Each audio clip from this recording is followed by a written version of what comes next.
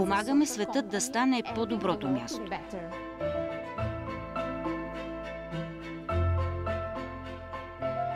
С печалбата от нашия бизнес финансираме много социални дейности.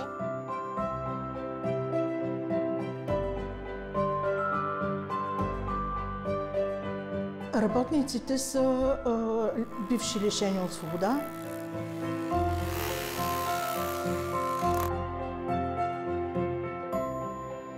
Даваме шанс на организациите да мислят по по-различен начин.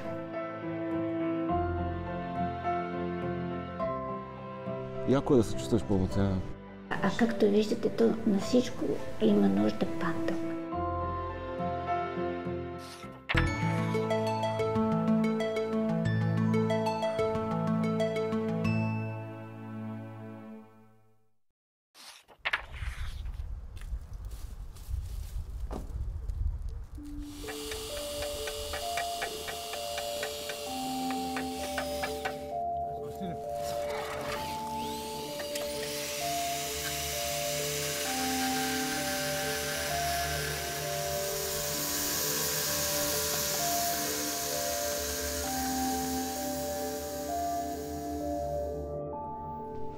Това е сградата, която получихме с решение на Министерски съвет преди година и половина. За съжаление, ремонтът върви бавно. Това ви е, така да се каже, предприятието? В ремонта на сградата го прави социалното предприятие. Част от ремонта на сградата го прави социалното предприятие Алимент. Иначе това е сградата на Алтруист. Но Алимент и хората от Алимент, от социалното предприятие, работят по ремонта на тази сграда. Работниците са бивши лишени от свобода, които са преминали, докато бяха в затвора, в един курс за поставяне на външни облицовки и за строителство. Това са хора, които не работят в затвора, защото няма работа. Ние там правим цех, в който ще се изработват тези камъни, които видяхте навън да се монтират, и други нестандартни бетонови изделия от гипс и бетон.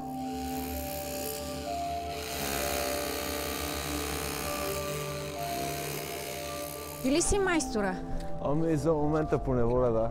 В заведение за лишаване от свобода изкарах курс за строители, вътрешни и вътрешни облицовки и настилки, и оттам тръгнаха нещата, вече се правят абсолютно всичко. Смисълът е хората, които са вътре в затвора, да работят, защото трябва да се спре с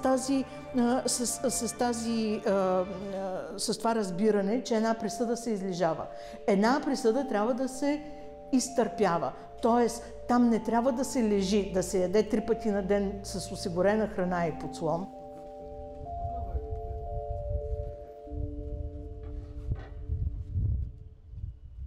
А какъв е бизнес плана?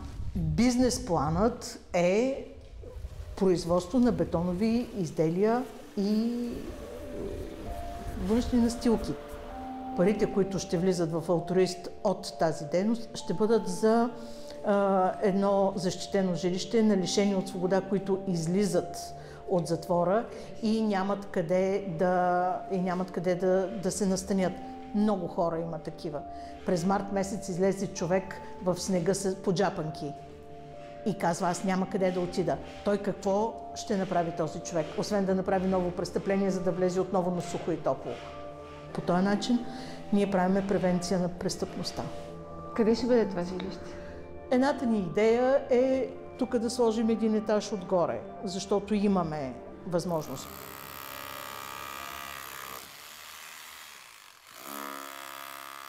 Ако не беше този проект, с какво ще се занимаваш? Наркотици. А пробвал ли си да намериш работа извън? Ами да, значи документите ми се приемат от раз. Знам английски, немски, сръбски, писмено говоримо, имам някакви компютърни умения и така нататък, но като занеса романа от съдебна такова там и край. Ще ви се обадим. И мача приключва. какво ще бъдете конкурентно способни? Ще бъдем конкурентно способни първо с това, че при нас цикъл е напълно затворен. Ние си произвеждаме продукцията, избягваме надценката на магазините и ние съответно след това я реализираме тази продукция. Тоест, избягваме поне двама посредници, които биха си слагали съответната надценка. Второто, което е, че предприятието е малко и е гъвкаво. Ние можем да изпълняваме малки поръчки. Това представлява кълъпа. Той е гумен, естествен каучук е. Какво излива се това в... После тук се излива материал и се получава това, което е вънка. Горд ли си с работата си?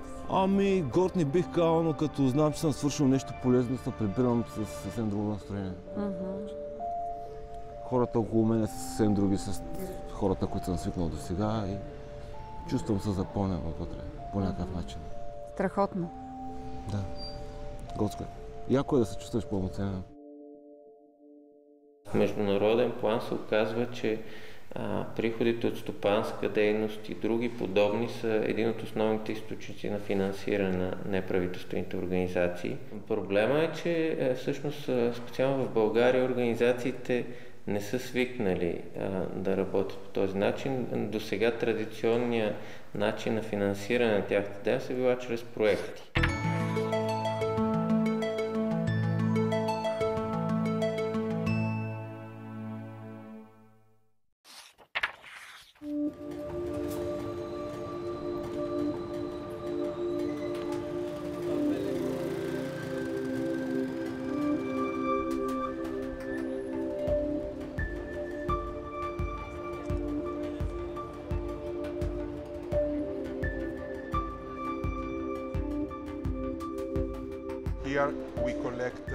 Събираме различни видове буклук и го преработваме.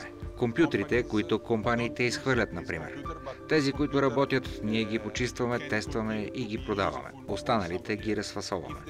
Те съдържат доста ценни метали – злато, алуминий и с тяхната продажба, например, осигуряваме заплатите на хората, които работят тук.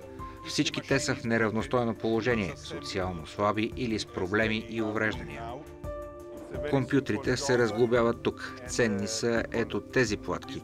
Тук в тези спойки има и злато, което при рециклиране може да се отдели. И продаваме платките на добра цена.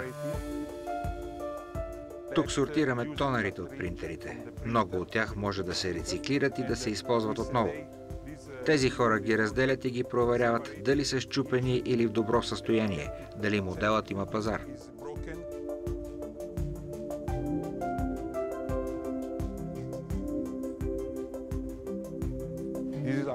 В нашето социално предприятие развиваме много дейности и тук е главният ни офис, но първо искам да ви почерпя с едно кафе.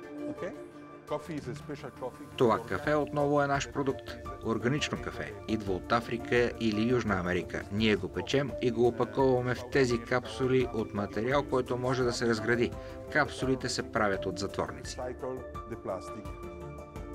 Тоест, кафето е произведено от хора, които с тази работа рестартират своята съдба. Получават втори шанс. Защото идват от затвора. Идват и хора, които имат физически или психически затруднения.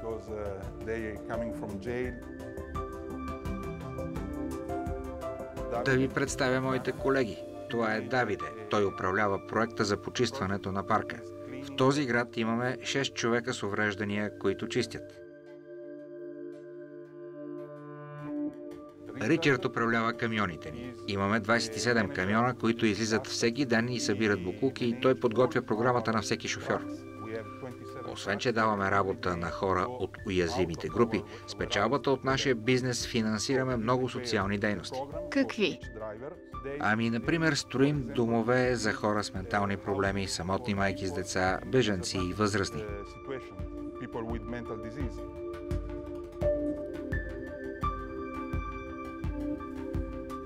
Дрехите втора ръка са бизнес, който също развиваме.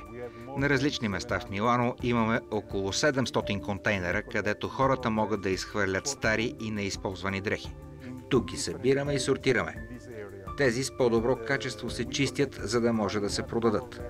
И отново работниците ни са хора в неравностойно положение. За дрехите имаме международен пазар, но отскоро се опитваме да работим и в Италия. В магазините Шеар. Шеар означава нещо вече използвано, но също означава и нещо споделено с повече хора. И обзавеждането на магазините носи това послание. Всичко е рециклирано. Лампите, щандовете.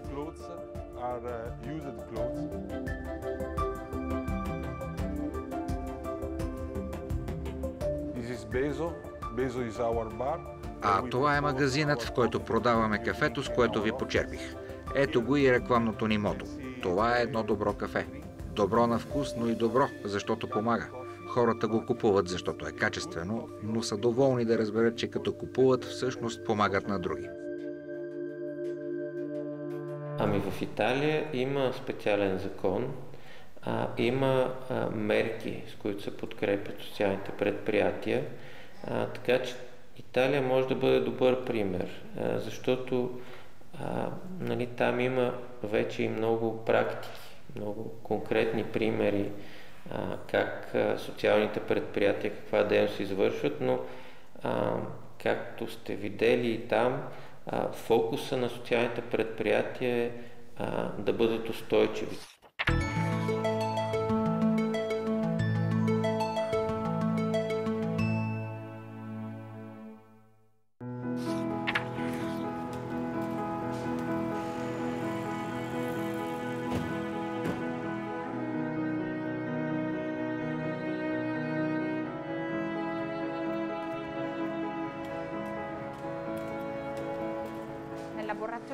Това е нашата работилница за паста, която направихме с организацията Майка Тереза в нашето градче Реджо Емилия. Идеята е да се даде работа на жени в неравностойно социално положение. Какво правите сега? Те приготвят паста, в случая тортелини. Нещо типично за нашия регион. С месо ли? Да, вътре има месо. Но може да има и спанак, или сирене, или гъби. Ние тук използваме само най-качествените продукти, които са типични за нашия район и храната, която правим, е отлична. Но първо трябва да бъдат обучени. В началото, разбира се, трябва да бъдат научени. Това не е много лесно, защото в началото, като дойдат, те дори не знаят италиански. С пастата е по-лесно. След около 6 месеца те вече са майсторки. Преди 6 години, в началото, когато започнахме, ние бяхме в една малка стайчка, в една църква. След това се опитахме да намерим пари от фондации и така успяхме да купим всичко. Цялото оборудване, печки. След това успяхме да купим и магазина. За нас беше много важно работилницата да е близко до магазина. И хората, които идват, да виждат, че ние сме различната работилница. Защото в нея работят хора, които не са от Италия. И има клиенти, които вече предпочитат да купуват от нас, защото сме доказано социален проект. Но и защото предлагаме отлично качество.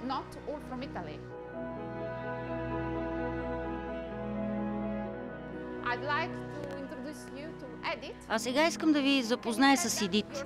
Ще ни разкажеш ли своята история? Как дойде тук? Аз дойдох тук преди 7 години с моите деца от Нигерия. Дойдох при моя съпруг, но разбрах, че той си е намерил друга жена. Не бях съгласна с това и си тръгнах, но вече бях бременна с третото ми дете. Беше много трудно и ако не бяха от майка Тереза да ми помогнат, сега виждате, вече работя. Вече мога да си плащам наема и да живея самостоятелно с децата. И те свикнаха, ходят на училище.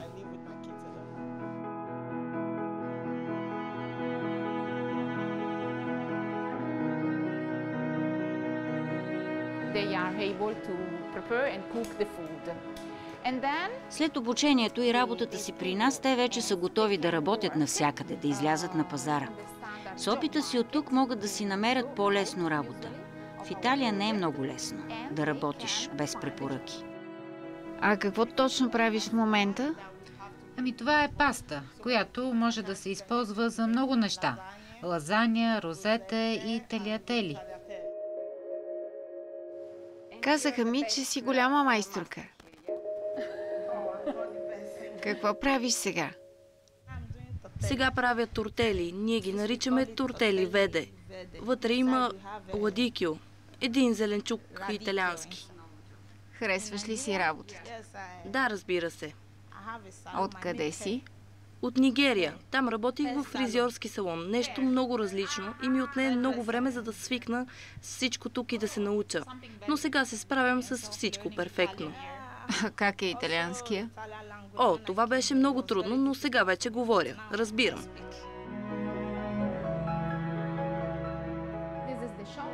Ето това е магазина, откъдето нашите клиенти си пазаруват и където излагаме продукцията си. И обикновено, ако имат големи поръчки, ни се обажат по телефона и току-що получихме поръчка за 8 арбацоне. Това е един голям кейк за утре. Започнахме с кетъринг. В началото нямахме такава идея, но клиентите толкова харесват това, което правим, че ни поръчват да приготвим нещо за тържество, за сватба, за рожден ден.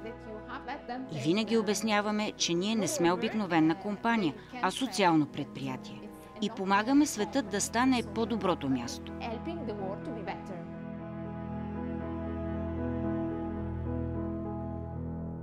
Това е един пример колко много и различни дейности могат да се извършват и от организацията в България. Нали, аз често чувам този израз. Ние, ако разбирахме от бизнес, нямаше да сме в неправителствения сектор, но аз мисля, че всеки човек може да бъде предприемчив, стига да знае, да бъде малко по-свободен в начина си на мислене.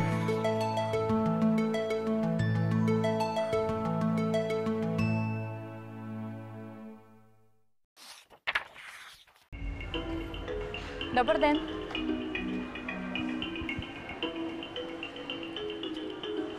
Сега ще се обадим на колежка да ни направи регистрация в платформата, като тя ще ви превежда с жестове. Давам ти таблета да се разбереш с колегите. Ние сме и наградени от Българския център за нестопанско право за най-добър бизнес план. Всъщност идеята е крайният потребител, който е глухият човек, той не заплаща услуги за видеожестов превод. Ние сме доставчик на такава услуга, която доставяме на институциите и на бизнеса. Всъщност те заплащат на абонаментен принцип, за да предоставят равен достъп на хората с увреждания. Все повече има интерес от бизнеса за такъв тип услуги, но до момента не се беше появил доставчик на такава услуга. Конкретно говоря за хората с увреден слух. Че нямаше такъв доставчик и смело може да кажем, че за Слушай се е първият доставчик на услуги за равен достъп.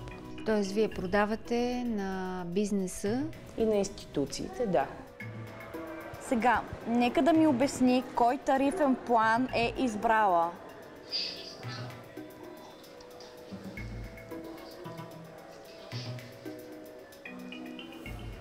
Този от 15 лева. Така. Добре. Има към 12 номера има безплатно видеоразговори в мрежата на... Да, добре, но аз искам стария ми телефонен номер да мине към този договор. Всъщност от старата сметка да се прехвърля към тази нова. Да, запазваме номера и минава към този тарифен план. Това е идеята всъщност на равния достъп. Глухият човек да има достъп до информация. Когато той има достъп до информацията, която имаме всички ние, които нямаме проблеми с слуха, всъщност така става равен граждан и може да бъде активно включен в съвременното общество. Договора е за 24 месеца, като всичките тези условия са валидни през целия период на договора.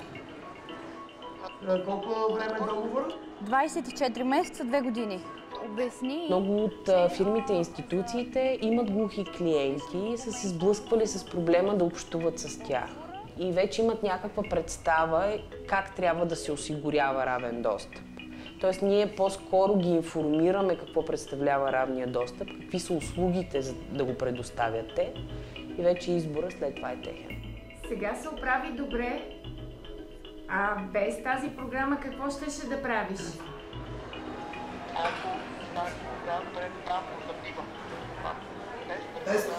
Без преводач няма комуникация. Хубаво е да има преводач, по-ясно е, аз по-лесно разбирам на 100%, а не на 90%. В момента между 600 и 650 потребители. Преводачите, които са на платформата, в момента са 9. Къде е най-трудно без преводач? Най-трудно място без преводач. Докторите, на доктор е много трудно. Банките ни е трудно, когато подписваме договори без преводач. По-добре видеожест, жестов превод. Аз това избирам. По-лесно.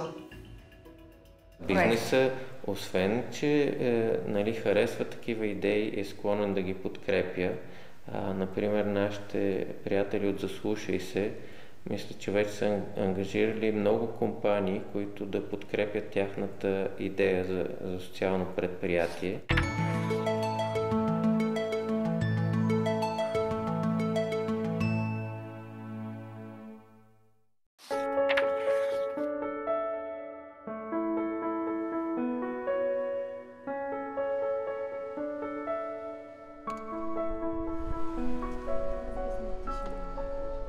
Соня, пленяне. Добре дошли. Здравейте! Може ли да си поръчам една водичка, едно кафе дълго с мляко и от тези хрупкави сладки? Добре. Добре, много благодаря. Нали разбрах, кафе, вода и сладки. Имаме клиент, как да си го казваш? Добре. Едно кафе, сладки и вода. Ама какво кафе? Дълго кафе с захар. Нашето кафене е обучително кафене. Това е защитено кафене към дневен център Светове. Така че името на нашето кафене е Кафене Светове. Вода даде ли Свети? Марията Джова? Да. Добре. Айде да си кафето, сега сме готови и със сладки.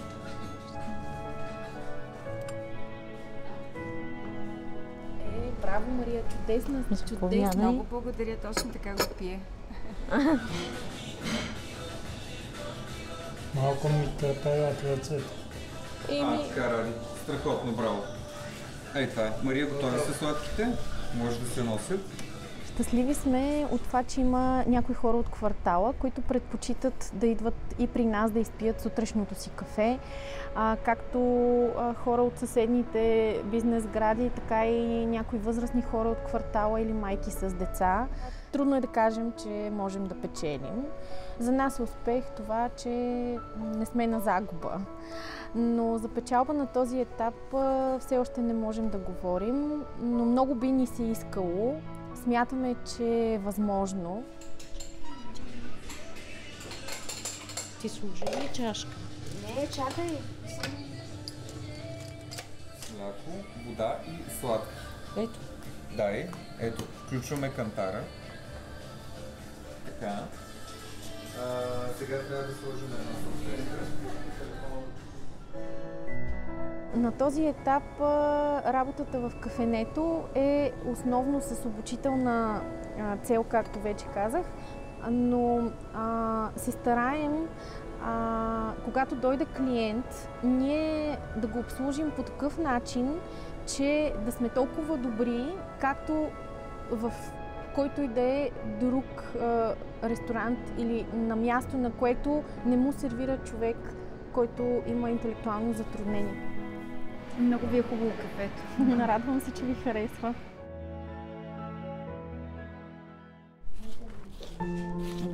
Деби, кое да видя? Пак със същата звезда ли? Ангелите са тук. Ще ги слагаш тук, ще махна звездите след малко и ще... Няма ангели, сега правим звезди. Ангелите ги свършихме. Ангелите прекратиха. Какво ми става пък? Мечтаеш. Да, белите трябва да ги довършим, защото не са били добре направени предния път и всичкият им брокат опада. Пилци, ако обичате... Боже, всичко е в червено. Янка Петрова. Кафенето е изцяло проект и ангажимент на фондацията. Социалната услуга дневен център, вече да, тя ползва държавно делегиран бюджет. Това е трудово-терапевтични занимания, в рамките на които ние изработваме различни неща. Що ти викат панделката? Защото само от всички само аз мога да правя панделки. Има някои хора, които даже не могат да си връзват обувките. А както виждате, то на всичко има нужда панделка.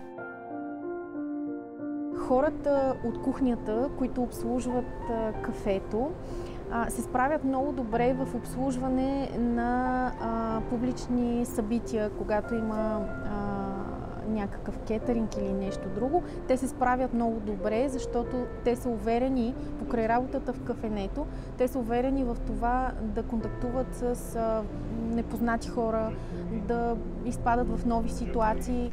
Така.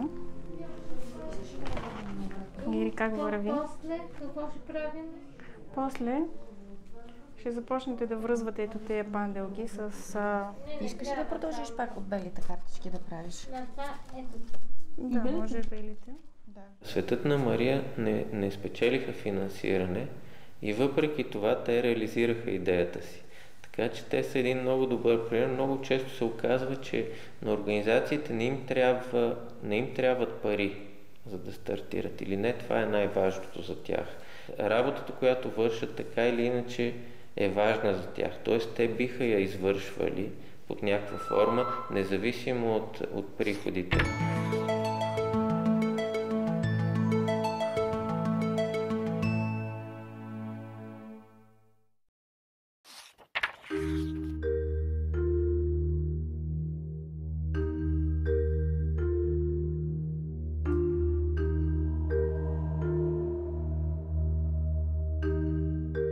Пода се намира на миграционния път Вие Понтика. Той е изключително ценен, защото ако няма такива места, прелетните птици, виждате пеликаните са спрели да починат, те няма къде да го направят. Обикновено по това време птиците са се нахранили и вече могат да, така да се каже, да пестят енергия. При тях мързела не е нещо негативно, а е пестене на енергия. Приощитният център Пода на Българското дружество за защита на птиците всъщност го създадахме точно с такава цел. Да направим нещо необичайно, освен да помагаме и да опазваме природата, е да положим и максимално усилие да свържем опазването на природата с интересите на хората. Да почувстват хората, че природата е нещо, от което те могат да печелят. На платформата са рибарки. По принцип на тая платформа тая година бяха 30-40 двойки. Представете си, винаги има някакъв съсед, роднина, братовчет, който да те защити. Това е предимството на гнездението в група. Тъй като ние не сме на бюджет, ние не сме държавна институция, ние трябва сами да се грижим за средствата, с които да опазваме природата, да издържаме центъра и, разбира се, благодарение на това неприятно обстоятелство, ние сме принудени да развиваме различни механизми.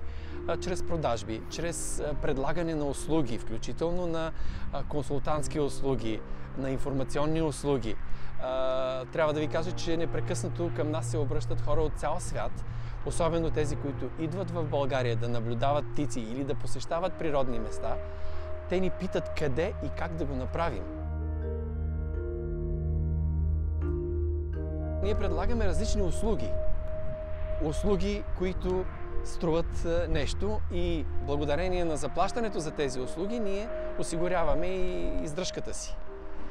Например, могат да се наемат фотографски укрития. Има много голям интерес към снимането на птици. Виждате лебеди, двата лебеда до тръстиката. Един е бял, един е сив. Тъмните птици, това са младите. До третата година, когато ще станат снежно-бели, оттам е дошла приказката за грозното патене. Всеки един бизнес може да е социален. Нашия фокус е върху неправителствените организации, защото при тях е гарантирана социалната мисия.